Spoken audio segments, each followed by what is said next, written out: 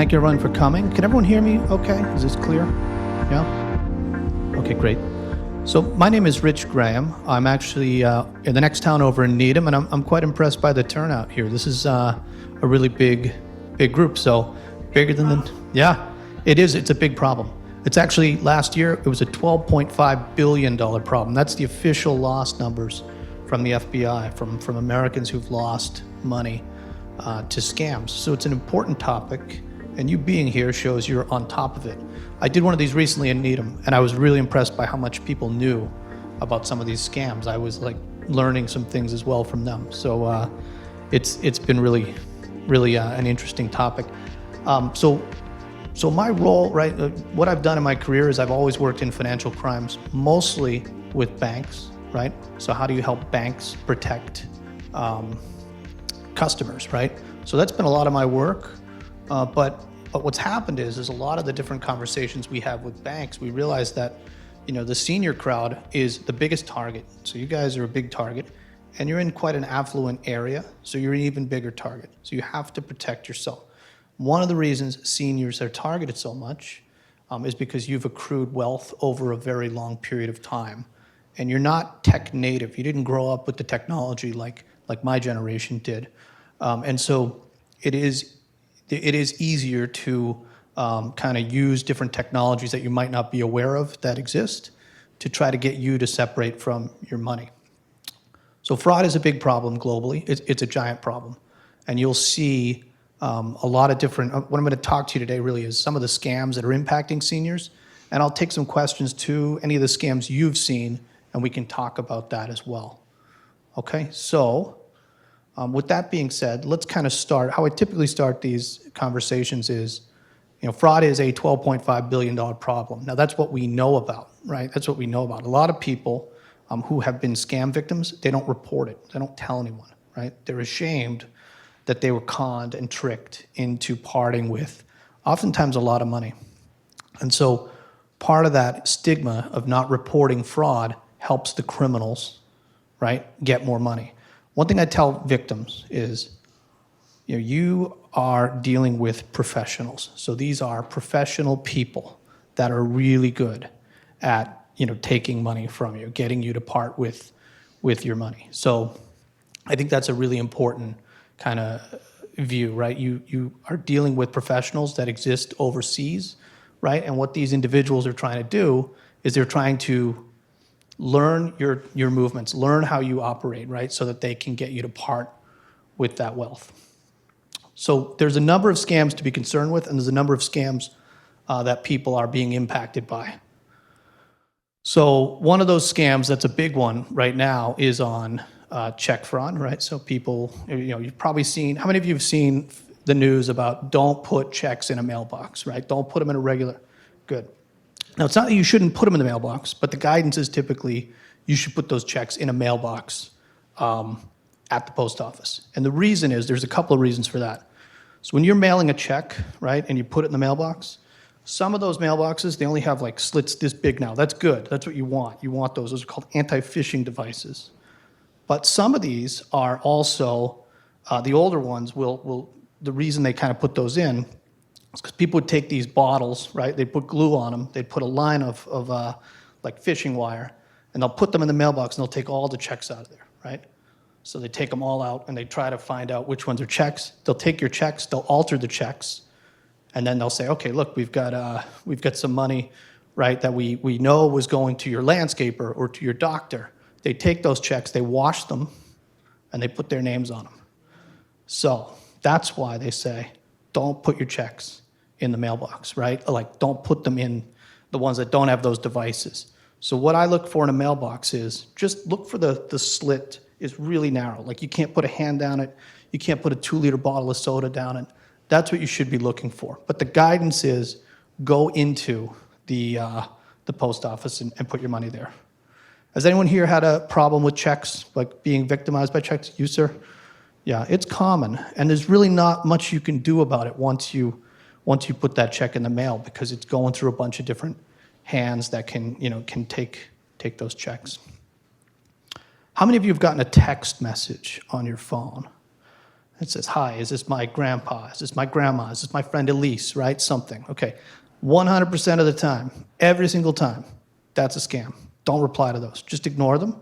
But what's happening is, and I've actually gone through this scam myself, like on purpose, right? I wanted to kind of really start to understand what was happening with these scams when they first started coming out. And what's happening is you'll have individuals that are overseas. They're not here in the US when you get those text messages. They're coming from typically Southeast Asia.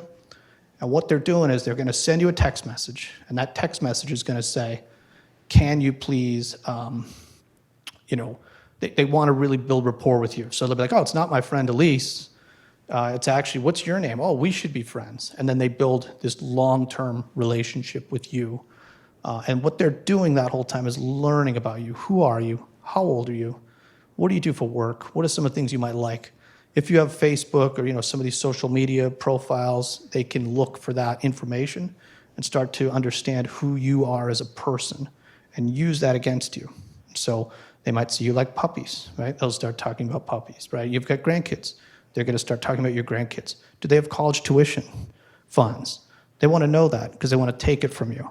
So anytime you get a text message from a random phone number, that is every single time, pretty much every single time, that starts with, hi, is this my friend Jane or whatever. It's a scam. Don't reply to it. You can report it on your phone. If you have one of these iPhones, you can just kind of click it and report a spam message, right? Just on the message itself, right? But you don't have to do anything other than ignore it. So when people do respond, right, what typically happens is you'll have someone say, oh, I'm also your age. You told me the age, and I'm a widower, right? Or I'm a widowee, right? And they'll kind of get you to give you more information. They'll build rapport with you, and then they will eventually start to really understand your finances and ask you for money for a plane ticket. Can you fly me here? My grandson, we both have grandkids. Mine's sick. Can you send me a few $1,000s for medical? And it gets bigger and bigger and bigger, right? So these are big problems that you need to be aware of. And if you fall victim to these scams, it is really important you report them to your local police department. They'll help you figure out what to do. The reason this is such a big deal right now is that everyone has a phone, everyone has technology, and fraudsters are exploiting those. So just in this room, how many of you have gotten one of those texts? I think I might have asked this, but those random texts, yeah, okay. Yeah, so just ignore them, but it is dangerous to engage with them.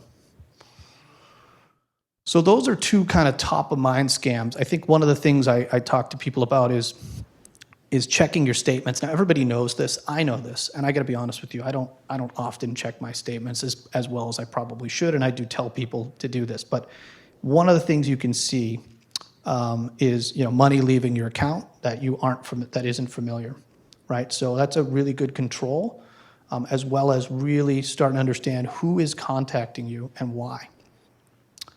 One of the scams I see is called a law enforcement scam. And these are particularly concerning because what they'll do is they'll imitate a sheriff, right? They'll imitate a police officer, and they'll say, listen, you have a parking ticket. You did something, and you owe us money, and if you don't pay it, we're going to arrest you. Well, I can tell you with 100% confidence that the police aren't going to call you to tell you that you're under arrest. They're going to show up at your house, and they'll arrest you. Right? Like, that's what's going to happen. They don't call to tell you that stuff. So those are particularly concerning because it's quite easy to convince people, right, that they're in law enforcement. So you have to be aware of that scam as well.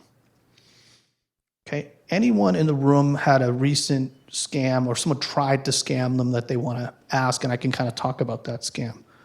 I'm having a good example. You, sir. Mass Pike. Yes. I was just going to mention that. That's good. You guys are aware of this. That's what you want. You want to be aware of that. Yeah, you, sir? Yeah, sure. So I'll repeat them. So the two scams are Mass Pike scam. So for everyone to be aware of, the state police did announce something on this, right, where the state police said, there's a scam happening where people are pretending to be the Mass Pike. They're telling you that, hey, your toll money, right, has run out, so you got to pay us. Well, one of the key reasons you can tell that's a scam, if you look at your phone and you see a text and it's from like a not a Massachusetts number. It's from a random Gmail address, a random Yahoo address. Yep. Any of those addresses, right? You have to be aware of, because the state will not communicate using like a Gmail or Yahoo. They'll communicate using probably mail in that instance. Yep, sir. Right. Okay, so the question was on the Mass Pike tolls, that scam has sort of started to vary, and now the variant is, that you need to put more money in your account, right? Or you had a questionable charge, some take on the scam. But again, it's going to be the same. When you look at that text message you're getting, it's usually going to be from someone's email address that's not a state employee, right? It's a Gmail, a Yahoo, something, a random domain name. That's one of the telltales. But scammers will always evolve their tactics. They're just like any business. When they realize something's not working, they're going to change it. And so the state police telling everyone don't respond to that, they're going to come up with something different to try to get some money out of you. And just on the American Airlines scam, I don't know what that one could be. I mean, that may be that somebody, when you hung up the phone, you happen to get a text around the same time, but I'm not familiar with any particular scams involving that airline. IRS? An IRS scam, like where someone's impersonating the IRS? Yeah, it's kind of like a law enforcement scam. That's right. Saying that you owe money and, yep. Yeah. So the question is, there's a scam where someone's saying, we owe you money, so give us your bank account details and we'll be happy to give it to you, right? Like, that's a scam. The IRS will communicate with mail, right? You have to remember, they do these scams because enough people will respond and think it's real. So the fact that you're here today and you're learning about some of these scams will help you, hopefully, when you do see some of these scams on what to do. Yes, sir. Oh, no, that was it. Yeah. Sometimes these scams happen so frequently, right? You may think that it's connected to a phone call, and it may be. But yes. So the question, let me answer a couple of these, and I have to repeat them so everyone can hear. So the question is, right, if you have an annual subscription, right, and that annual subscription, just say it's for computer software, it doesn't matter the type, right? So in this instance, annual subscription, every year you pay, let's just say $100, right? If someone has access to your email, they're going to see that you had an email on this date about that. So my suspicion would be that maybe your password has been, is out there somewhere, and someone's looking at your email. And that's common, because when they can see that you did this, they can use that email to say, actually, we know you just paid it, but hey, there was a mistake. You got to pay it to this number, right, as well. So that might be it. I would change your password, and I would do it from like a different device than maybe your primary computer, right?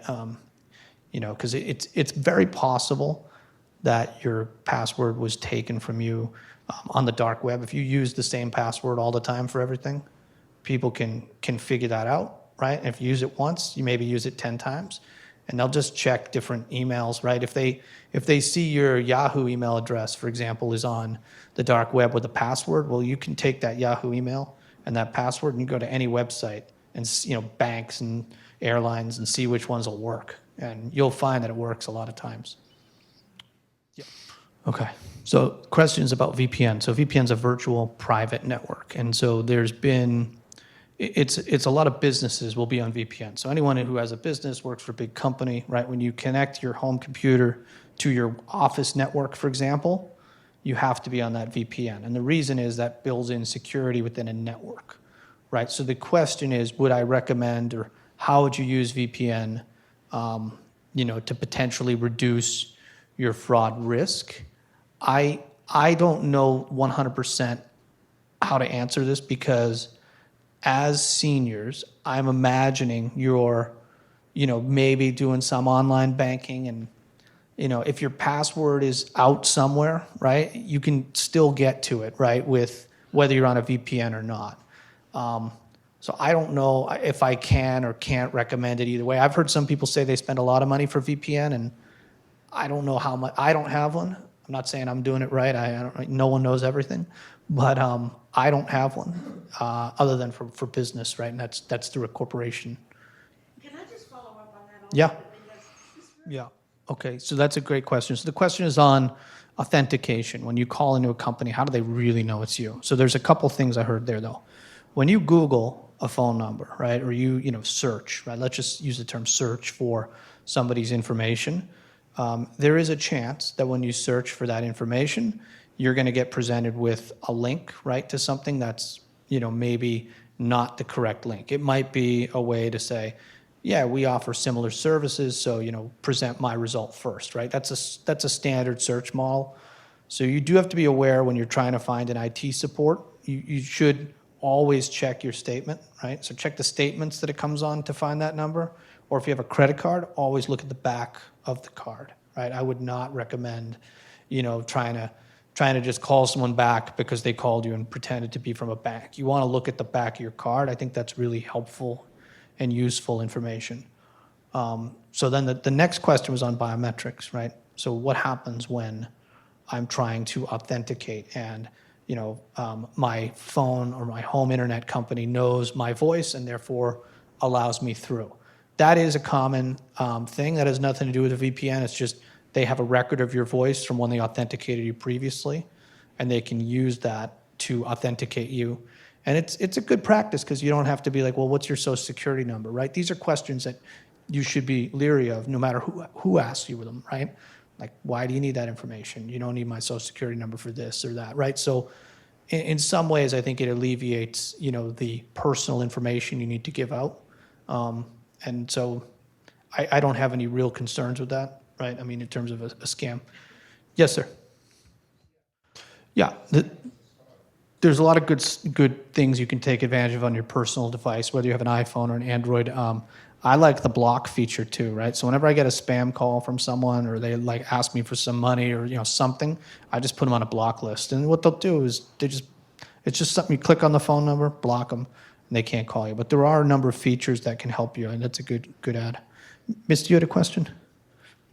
Could you recommend something besides Google or the same thing you use for search engine? Sure. So the question is about search engine safety. I mean, I think they're all, all the main ones are safe, right, to use. I just think sometimes you might be presented with an ad, and you just need to be aware that there's an ad. I don't have any personal kind of recommendations on ones you can use, but any of the major search engines I think are perfectly fine. Just be aware sometimes you'll be presented with an ad result first.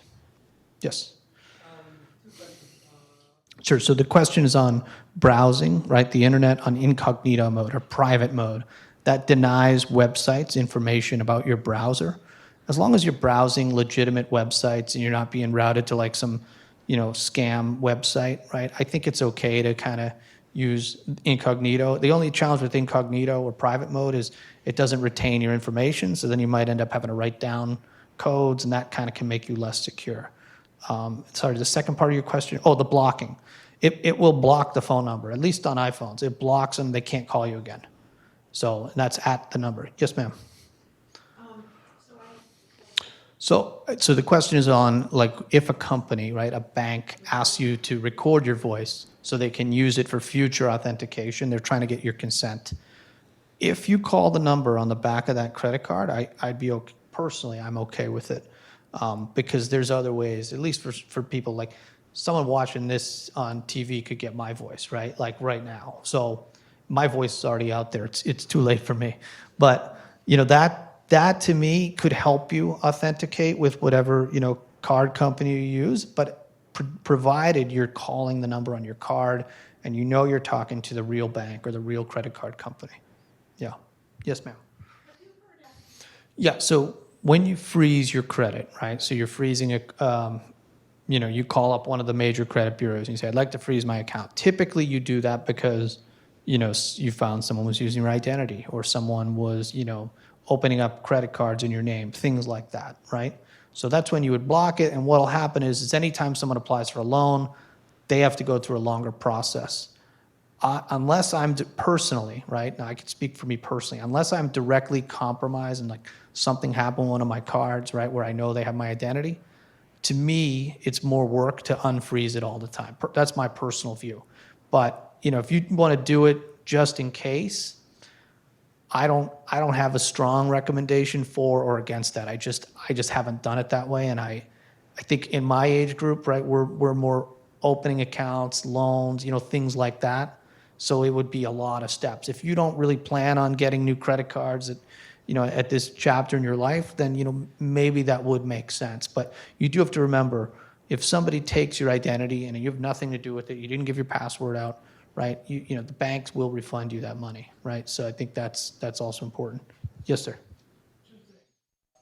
Okay, so the question was on a specific New York Turnpike where his transponder had broken and he didn't know this, and he got a letter in the mail. But that's the difference. They sent you a letter in the mail. They sent you pictures of your car, right? Like as of this moment, that's less likely a scam when you're getting a letter, right? Because it's, if you're going to send a letter, you have to kind of be in the U.S. You have to put a stamp on it, right? You have to put a return address. There's a bunch of things you need to do.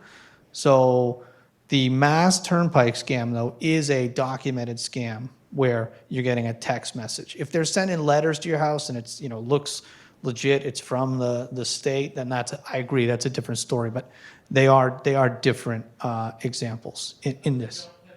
And the gel pens. Yeah, as far as I know, yes. So the question was on gel pens, and if you use a regular pen, right, to write a check, someone can wash that ink off, change the name, change the dollar amount. It happened to one of my neighbors.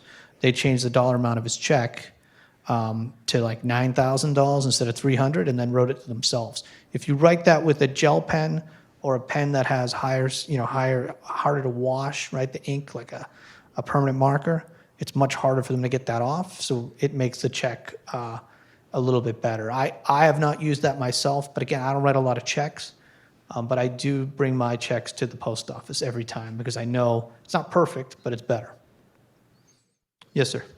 Over the course of a year, Well, so on the questions on credit cards, right? So the gentleman got some credit cards in the mail, and those immediately had some charges. Did they have charges before you even used it on those first two?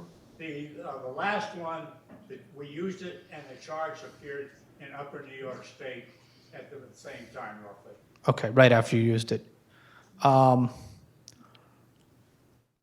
those instances, right, I can guess what probably happened, right? So you're issued a credit card, potentially somebody copied it and put it back in the mail. So it could have happened anywhere from by the time it was shipped out to when it got to your house, right? Like it could be anybody that could access it beforehand.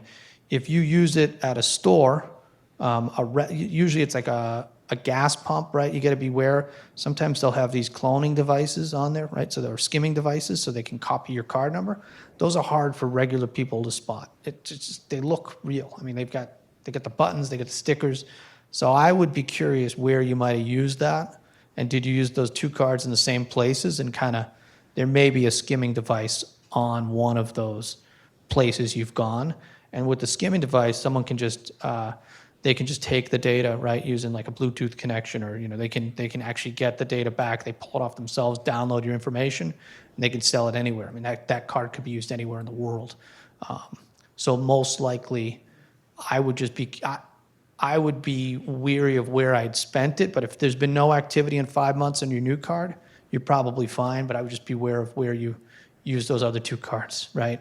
But the bank, in those instances, did they refund you both times? It's a bank, yeah. Yeah.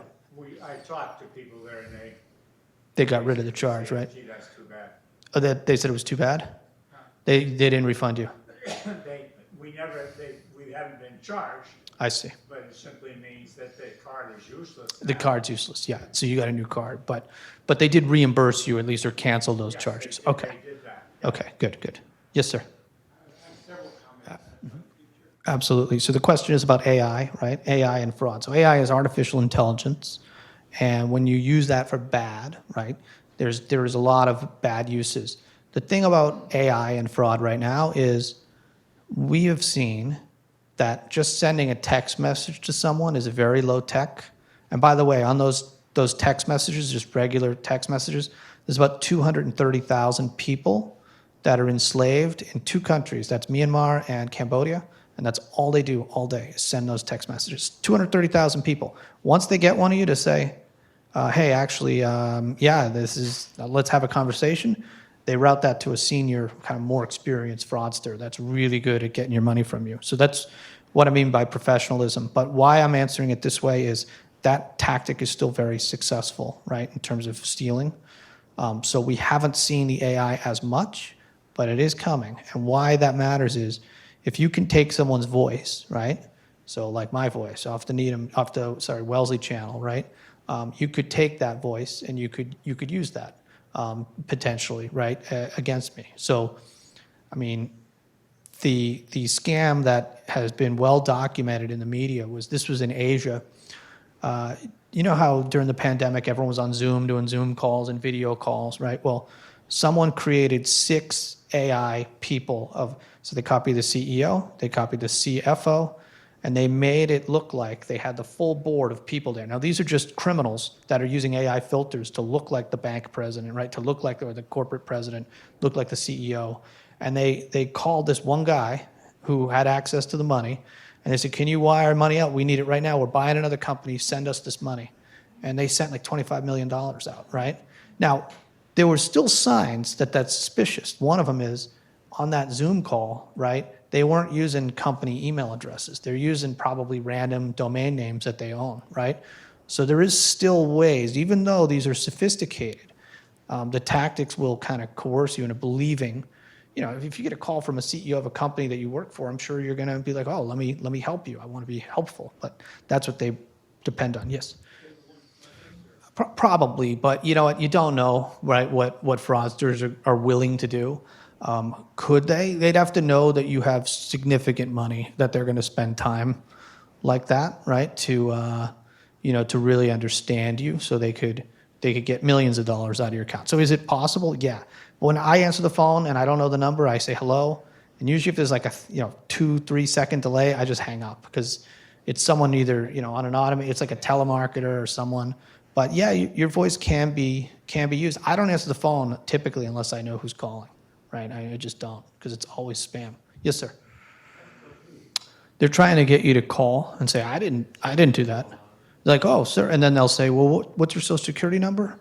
What's your date of birth, right? So they're trying to bait you with these things. Now, if you had one of those services, right? Like if you had one of those banking, email address, or you did use them, you'd be more likely to call. But you have to remember these are spamming everybody. You spam 100 people, maybe one responds. That's all you need a lot of times, especially if they have money, right?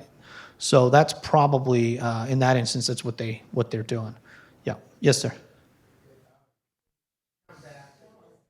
I think on tellers, right? One of the things a lot of banks have invested in is training for the tellers, right? So if you come in, because you'll see these same scams, and you do ask like, does this make sense? One of them is people were being scammed by no matter who it could be like the law enforcement scam, it could be just a run-of-the-mill scam, but they'll ask you to take money, right, and go redeem it for Apple gift cards or like Amazon gift cards in general, right? Things that they can use globally are the most attractive because oftentimes the money is going to be used overseas. So you go in, you tell the teller, I'm looking to put $10,000 in cash into these gift cards. The teller's gonna be like, hold on, why? Why are you doing that? It's like, well, I need to pay this bill. It's like, government doesn't accept gift cards for payments, right? The other one you'll see is Bitcoin, right? Like we need only take money in Bitcoin. So they'll ask you to go to an ATM, a specific ATM. Please put in, $10,000 into this Bitcoin ATM, and then send the Bitcoin to this address, right? Government doesn't ask you for Bitcoin payments. It's not ever going to happen. So, yes, sir. Well, so the question is involving like announcement of a death, or they're trying to really, anytime it's not, and I assume in those instances, those people are still alive, right? This is just and it looked like it was coming from their email address. Yeah. So what they're doing is they're probably going to they're trying to tug at your heartstrings. They're trying to build rapport, and they're also pretending to be someone. So a lot of times, this happened with my mother. Someone took over her account, and they emailed all her friends, and they said, we need $200 for someone who's sick. And so, and then once they get to 200, people gave $200, right? Like, and this was in a very limited amount of time. The people that thought my mother was emailing them was not. $200, right? And then they go back and say, I need $100 more, right? Can you send more money? And so, my mom was walking around her building, and someone's like, oh, you need more money? Like, I already sent you 200. And she's like, what are you talking about? And so that instance was someone took over her email and in a very limited window sent a lot of messages. They already have messages ready to go. And so if they're saying someone died, right, here's the GoFundMe, send money to this, send it to this charity, right? That is the scam. They're trying to get you to believe something and then as a result, feel emotional connection and then spend the money. Yes, ma'am. That's also possible. So they get you to click on an obituary that's not real, or it'll, typically what happens in those links is you'll say, oh, it's the obituary, and then you're presented with like an email login screen. It's like, oh, you didn't type your password in. So you're thinking you're on email. You type in your username and password. It's like it's not working, but you're really just giving your information to someone else that's now going to use that for your email. Good question, though. Yeah, good point. Yes, ma'am. It's a jaded worldview, right? I have it too. I trust no one, right, on some of these things. So the question is, when you're dealing with companies, big companies that you interact with daily or, with medical or with financial, what do you do when these kind of companies outsource to other countries? So what companies will typically do, I can't speak for all companies, but what they'll typically do is if you're dealing with medical information, you're dealing with financial information, right? Personal identifying information like a name, date of birth, social security number, they typically will say, what's your last four? Because they're not going to have the whole social security number. In the system they view, they can probably just see a partial, because that is a risk. You don't want people to be able to take that data and kind of sell it, right, and things like that. So that there are a lot of controls built in to make sure that someone doesn't have all the information. That applies in the US too, right? You talk to a call center, they're not going to have all the data. There are people that will, but typically the front line is not going to have everything to keep you safe. Sure. No, that's good. When people ask you for Social Security, what for? What do you need it for, right? So that's a good way to approach it. And there's nothing wrong with that, right? If they're a scammer, they're going to keep pestering you. Other companies will say, well, hold on, okay, well, here's why we need it. And yes, sir. Yeah, they probably, in the instance of partial Social Security, probably the person asking doesn't know your full Social. That's typically why. But usually you ask other questions to help authenticate that person, right? Like maybe what month were you born, right? Some data like that in addition to it to kind of step up. Yes, sir. Okay, so here's a good example. So the woman in the back just got a message from her bank. Do you use that bank? Okay. That her credit was frozen, right, and she needs to call. So are you going to call the number on the cell phone? Or are you going to call it on the back, call that number on the back of that credit card, right? Because I have no idea who sent that. Actually, when you click it, can you see the name? Is there an email address that it's coming from? It's a phone number? So I would ask, how do you know that's really your bank? Right? I mean, how do you know? So that's why I would say, if someone sent me that, I pull up my wallet, look at my credit card, turn it around, call, and I'll tell them, hey, and they'll say, no, it's nothing, right? Usually. Yeah. Yes, sir. I've noticed some email. Yeah. So you have to be aware of that. It's called domain spoofing, right? Where it looks similar, right? And that can be hard to decipher, especially we're all used to just looking at things quickly. So yeah. Yes, sir. Yeah, so the question is just on the onslaught of spam that everyone has. So my personal strategy for that, I have an email address that I use to sign up for things, and then I have the one I give to my friends and family. And then it's not perfect, right? But it does cut down. And then I know, I don't have to look at every email.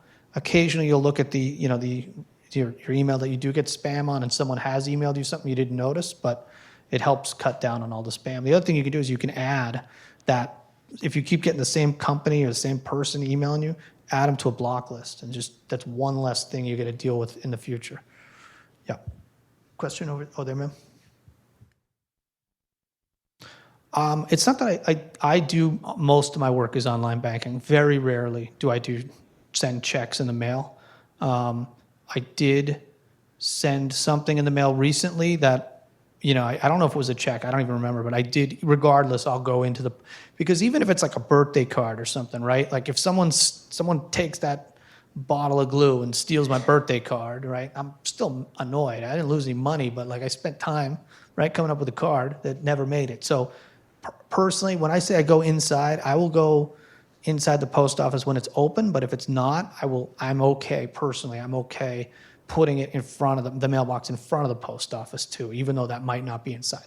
But ideally, if it's open, I go in and I walk it in. So the question is, are there issues with online banking? I find it quite secure, right, to use online banking, as long as you're not giving out your password, as long as you're not, using, like, I would imagine in this senior center, there's public computers. I think there's public computers in the library. I wouldn't be logging into my bank accounts there.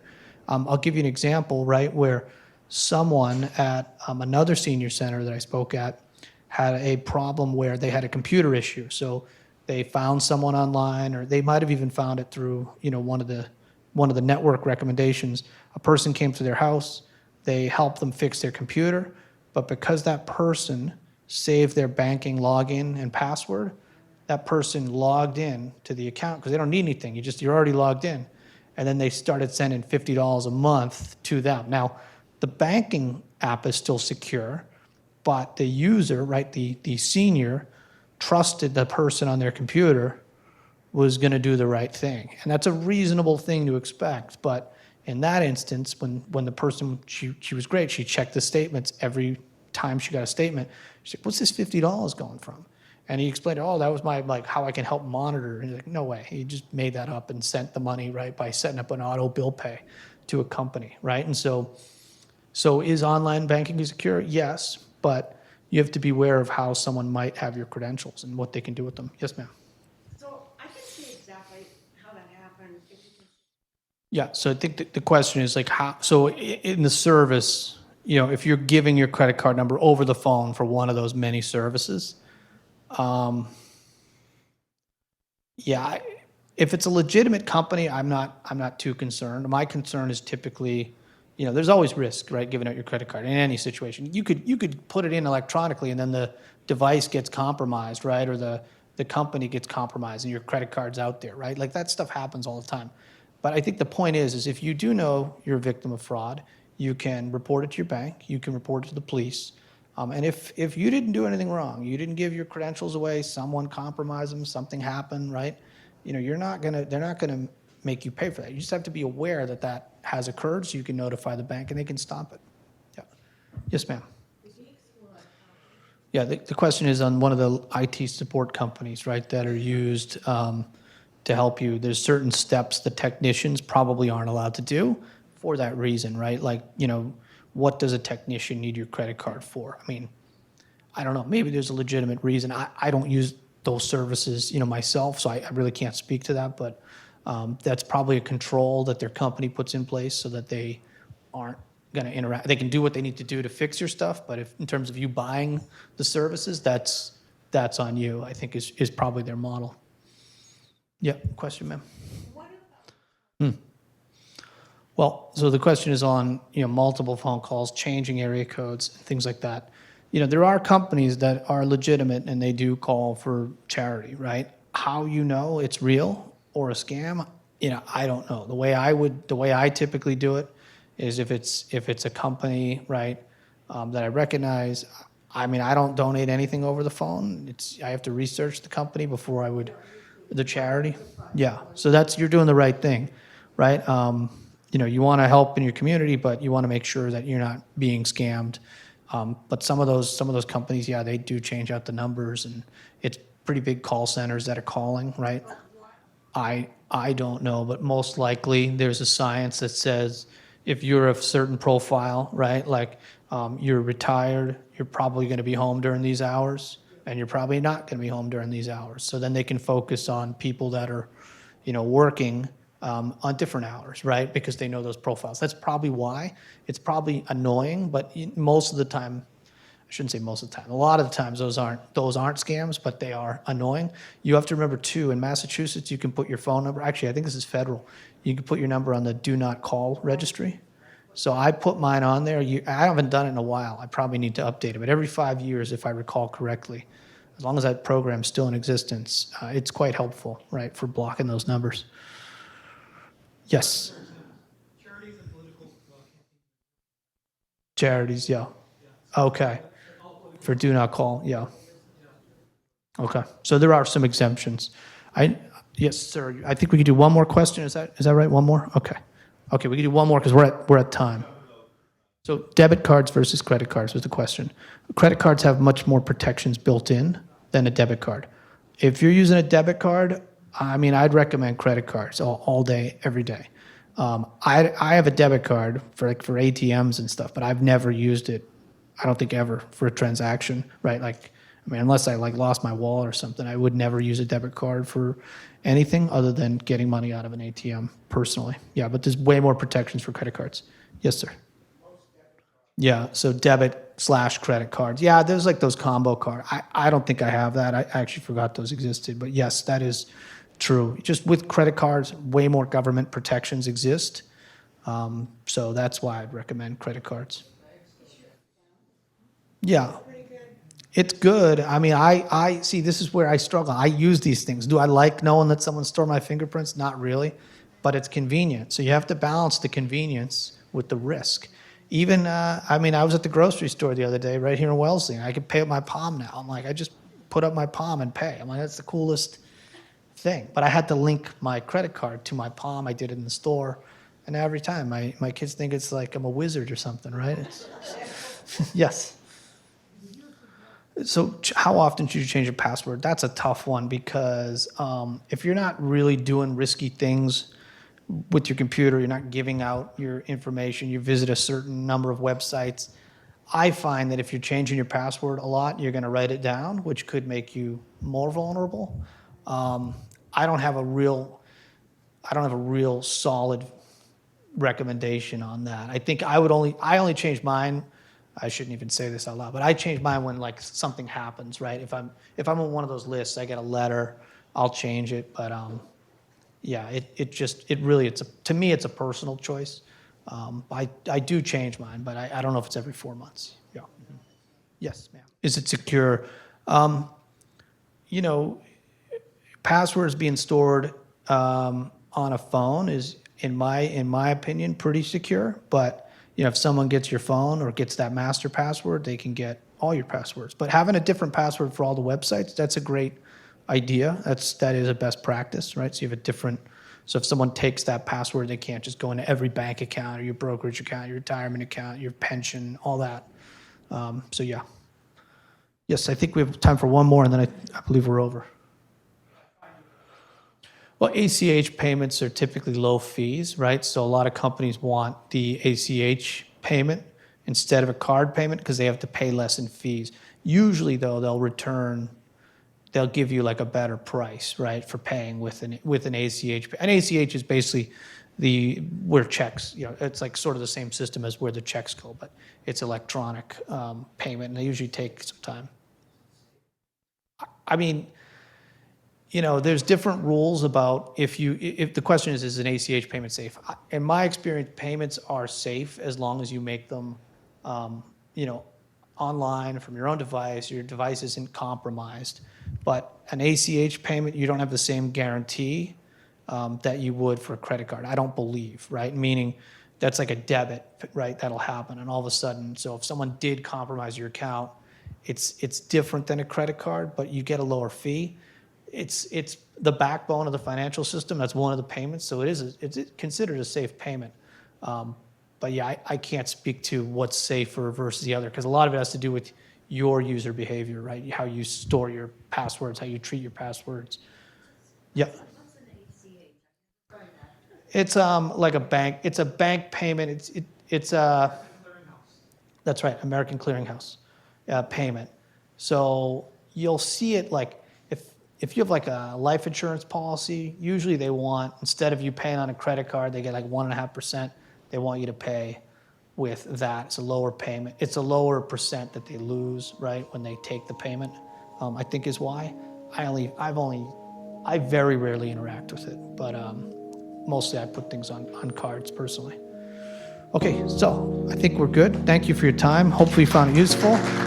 Great, thank you. Thanks for coming.